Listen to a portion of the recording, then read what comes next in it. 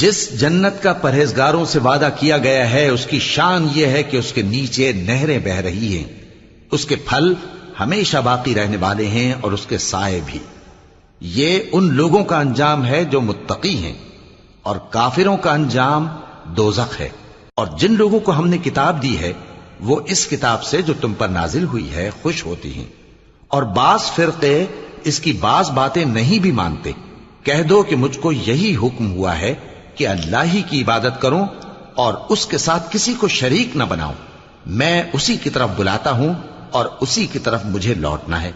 اور اسی طرح ہم نے اس قرآن کو عربی زبان کا فرمان بنا کر نازل کیا ہے۔ اور اگر تم علم آ جانے کے بعد ان لوگوں کی خواہشوں کے پیچھے چلو گے تو اللہ کے سامنے کوئی نہ تمہارا مددگار ہوگا اور نہ کوئی بچانے والا۔